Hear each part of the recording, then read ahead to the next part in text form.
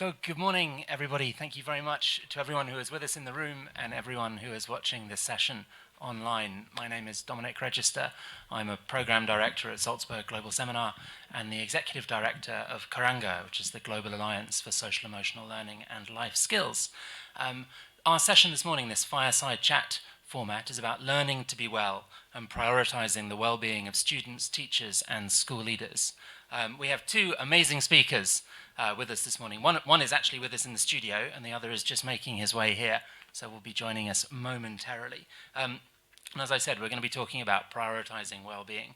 I think, everyone connected with education will be aware of a really interesting increase in interest in well-being because of our collective experiences over the last year. More attention is being paid to well-being than ever before. And there has been a kind of really interesting mushrooming up of different programs and approaches to promoting and emphasizing well-being. Our two speakers today have got some fantastic examples of that. But before we dive into their programs, what I'd love to do is, Jigyasa, turn to you and ask you very simply the obvious opening question about why you think well-being is important. So Jigyasa Labru is the co-founder of an amazing NGO based in India, but working across many countries now, called Slam Out Loud. And Jigyasa is going to share some of the program approaches that they take in their work to promote well-being. But before we get into that, why is well-being important for you? Yeah, thank you for sharing. Thank you for the question, Dominic. I think one of the things that I'd heard a couple of years back and has made such an impact in how I think about well-being is there's a reason we're called human beings and not human doings. And being in itself is so important. And the measures to how you live your life are now in a world that is way beyond longevity, way beyond morbidity or mortality rates. And a feeling of how we are being is a feeling that a lot of people are thinking about, especially realizing that our lives are not lived in circles or in a linear fashion where we think about, first we meet X kind of needs and then we meet Y kind of needs and then we think about well-being. We've increasingly started living in a world where the challenges of how we are in a moment or the challenges of how we feel are interlaced with challenges of what we do and how we contribute to the society. So I think in this sort of a situation, well-being becomes even more important. There's this another beautiful thought about how sometimes our life's goal just cannot be happiness. It should be about being useful, and for people to be useful to themselves, to people around them, to making this world better, feeling well themselves needs to be prioritized because an energy from within only will feed into any work that you do. I would imagine that is one of the things which attracts a lot of people to the teaching profession and to education, is that idea of being able to offer something back to society. Absolutely. So there is a kind of sense of well-being intrinsic in the motivation for coming into the sector in the first place. For people who are joining us online or who would like to contribute to the conversation in this session and when the session finishes, then if you are on Twitter and you'd like to use the hashtag WiseSummit or hashtag mental health, then it will help the WISE team track the conversation, because I imagine this is a topic which many, many people around the world will have lots of things to contribute to. So Jigyasa, Slam Out Loud has had well-being as a kind of core tenet of your program work since you started, I think. So could you tell us a little bit about the kind of program that it is and what you do with students and teachers to help promote this? Yeah, absolutely. So Slam Out Loud is a nonprofit, and we work on bringing the magical power of the arts like storytelling, theater, spoken word poetry, and visual art, especially to children who come from marginalized backgrounds. But I think the insight that has sort of led to the program has been an insight of my own work of being a teacher in a school in a low-income community. And I think the insight was that when it comes to children who come from low-income backgrounds, we're looking for only two kinds of outcomes. We're either looking for academic outcomes, or we're at best looking for them to get a job. And anything that is beyond that realm is something that is not even taken into consideration when it comes to working with children who come from not a place of privilege. And hence, like this space where they can safely express, a space where they can talk about what is really, really important to them, seems to me like a space that every child, no matter where they come from, should have access to. And this space is a space that creates well-being. So we have three kinds of programs. One is where we place artists into classrooms. The second is where we train teachers who want to bring arts and arts-based social-emotional learning into classrooms, bring well-being into the classrooms using the arts. And the third is where we create e-learning products, especially to spread across low-tech platforms like WhatsApp and IVRS, especially for children who do not have access to internet. And the idea is that children, no matter where they come from, should have access to well-being, should have access to safe spaces for expression, because these are not just children who want to get any jobs, but these are children who might and can become leaders, can become Nobel laureates, can become artists that will be cultural curators of tomorrow. And when you started the program, or as it's rolled out, have you encountered opposition at all? Like, from conversations that I've had with Indian policymakers and Indian academics and Indian parents, there is a very strong emphasis on the academic outcomes of education, and you're taking a different entry point into that conversation. So, yeah, when people question the prioritization that you give to this or the importance of it, what are the kinds of arguments that you've developed to convince them that this actually is fundamental? Yeah. So, hi. Hey, Hassan, welcome. Welcome. So take that question and then we'll bring you into the conversation now, Hassan. Absolutely. Yeah. So if you look at a country like India, and if you look at a state like Delhi, which probably has our best public education system, our ratio of art teachers to number of students is 1:1400, which means less than 20 hours of arts-based education for children who go to public schools in Delhi. And this is the best. For most places in the country, it's either zero or somewhere in between 0 to 20. So that clearly gives us an idea of how, as a country, India, which is a country really rich in art and culture, we clearly deprioritized any spaces for expression for our children. And that's coming from a space of, again, not creating space for their well-being. That's coming from a space of, again, pushing towards just outcomes in numeracy and literacy, and not other areas like social-emotional learning. So clearly we've had opposition. If you'll compare the size of Great Britain and India, and you compare the budget that exists for artistic education, Great Britain has about 6 times. Right. And in this situation, one of the things that we talk about is how studies all across the world, whether it is studies by the World Economic Forum, even World Bank, for people who are more persuaded by arguments towards children contributing to workforce later, although that's not how I look at education. But even these reports talk about how skills like creativity, critical thinking, communication, self-esteem, empathy, these are skills that allow children to become effective workers, effective people, thrive in their lives rather than just survive. Great, thank you for that. So, Hassan, welcome. Really thank you. Hassan Susu is a teacher and the founder and director of the Inspiring Teens Future program at the International Community High School in New York. So the question to start with for you, please, is why do you think well-being is important? Yes, and thank you so much for having me here. Well-being is important because it is the foundation of everything else that we do. Like, you won't ask an architect to build the building from the top down. You'll ask the architect to build the building from the bottom up. So without the necessary components in place, it's very difficult for kids to succeed academically, because it's hard for a child to focus. if they are missing those social and emotional components that are the building blocks for everything else that comes in the classroom. So you're taking a very skills-based well-being is a skill. It's a skill that can be learned and practiced and improved. Oh, absolutely. So, because, and the important thing about it, because it's a skill, anybody could learn it. So, one of the arguments in this endeavor of social and emotional is, you cannot teach some of these character traits. And I fervently disagree with that.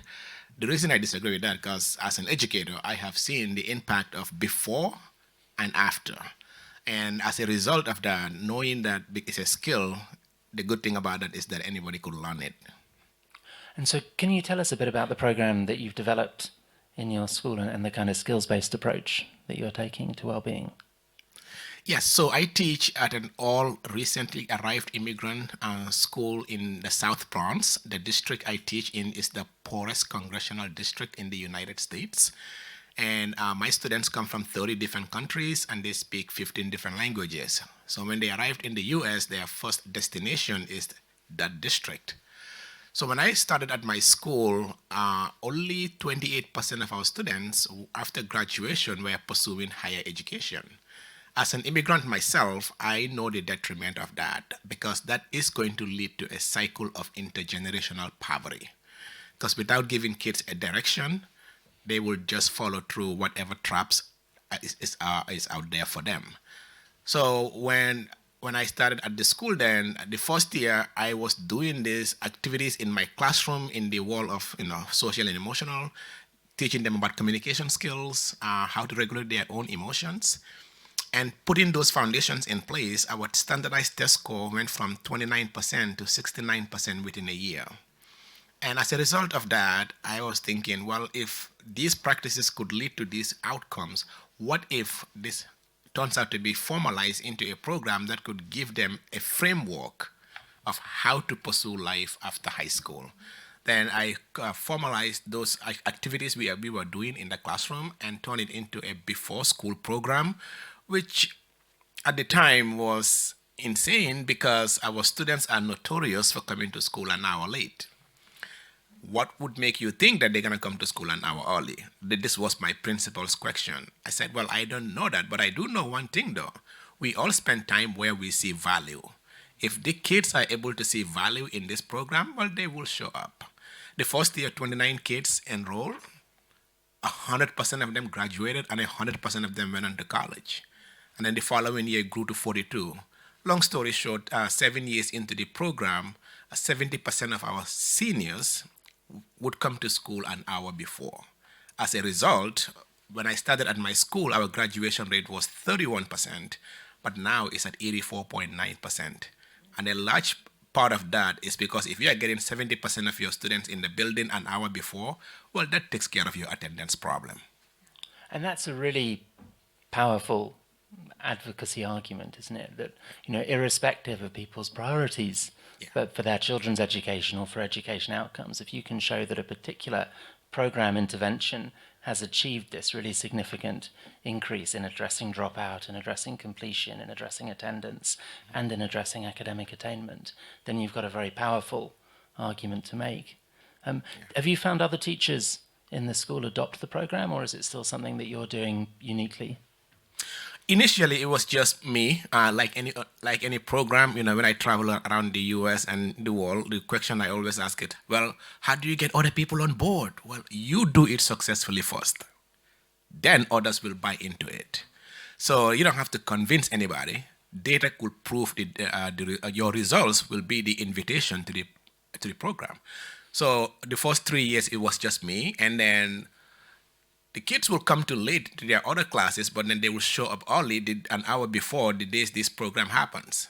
So eventually my colleagues started asking, what are you doing differently? I said, I don't know, but you could ask the kids.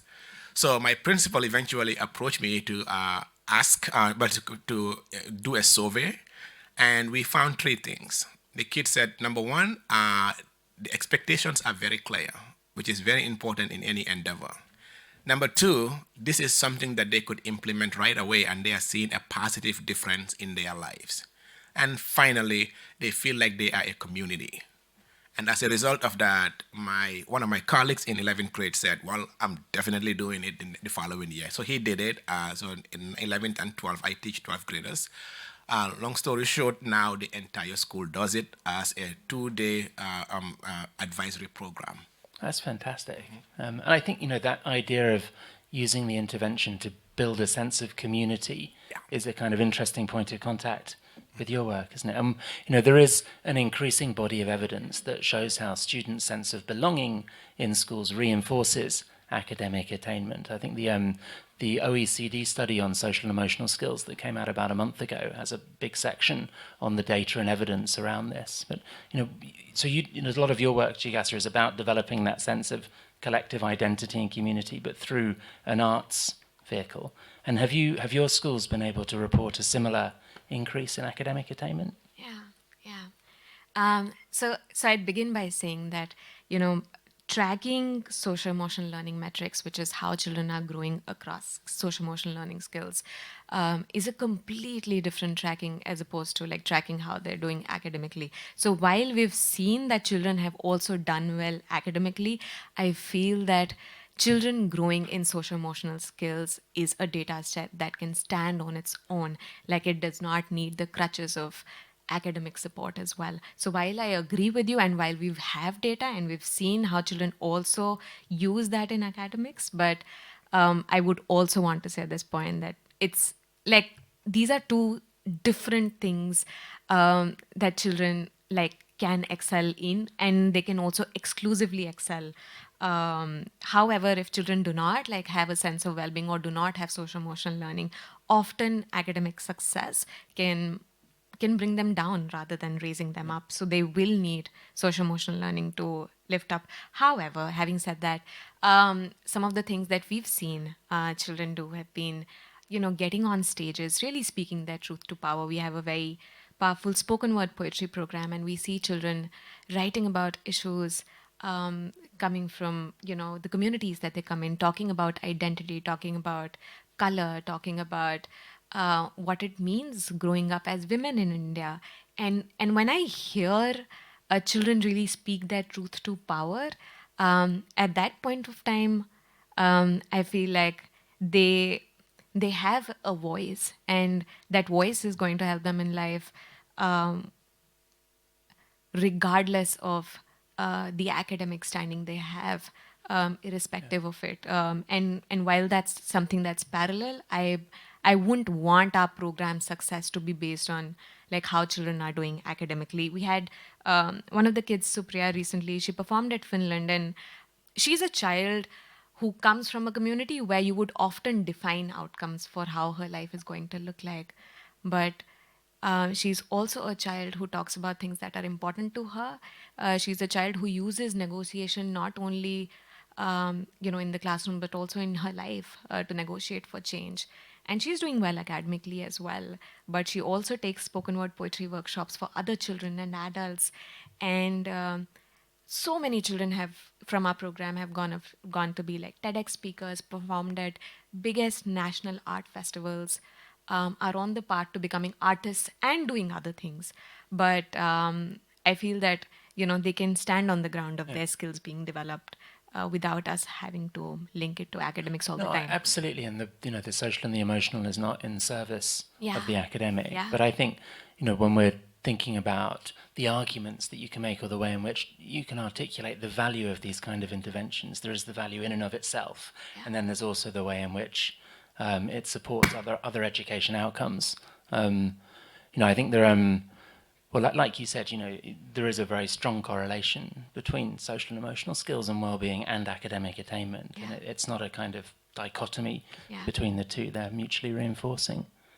I think one of the interesting things about what you're both saying in terms of the themes of this year's WISE Summit, is how important it is for people who are like teachers or school leaders, people who are in positions of power, if they are inviting young people into decision-making spaces or creating opportunities for young people to exercise their voice or, show their opinions, to make sure that they have the right skills, in order to take full advantage of those kind of opportunities. Otherwise, it does feel like an unfair situation. And what both of your areas of work are doing is exactly that, I think.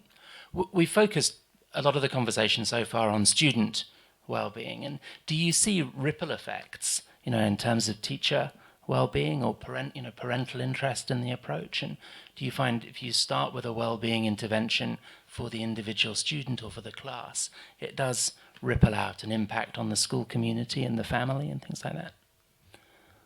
Hassan, would you like to take that one first? Yeah, sure. So I think what's important to think about is that you cannot provide what you do not possess. It is important then, as we think about the work of social emotional, it starts from the top. It starts with leadership, then to the teachers, then to the students. How could you expect a teacher to be effective at teaching social and emotional if they are not well themselves? So it's therefore incumbent upon upon the leadership to ensure the well-being of their staff members first, in order to then ask them to transfer those skills or knowledge to the student population. And does that play out with your work too? Yeah, in complete agreement with Alhassan. It cannot be siloed onto saying that overworked teachers will bring well-being to the children that they work with. And talking about the spiral effect, we've done theater programs in certain villages, and when a parent comes to watch a theater production put up by children in a village, see their children on a stage, see their children performing, see their children talking about things that are important to them, I see that spiral effect happening. I see that parent experiencing well-being in that moment. And that's also sometimes the most convincing thing you can do to let a parent think about how important artistic learning can be for a child. Because experiencing that well-being oneself is the most powerful advocacy tool that you can have. And so, absolutely. Final question for each of you is, for the audience in the studio and people watching online, your top recommendation for practicing well-being for yourself, because Hassan, like you said, it starts with the individual. You can't teach it if you don't have it yourself. So what would be your top takeaway for practicing well-being? Breathe a lot and use affirmations to reinforce what you believe. Brilliant, thank you. And Jigyasa? Yes, I would say that arts is one of the most powerful way to express and deal with our emotions. So find an art that suits you. If not art, sport, or a mindfulness practice every day. But with that, I will add that mental health is serious. And if you need professional intervention, or if people need that, I think we need to work as a society to remove the stigma around it. So both, do affirmations, do a lot of art and breathing, but also take mental health support where you need it.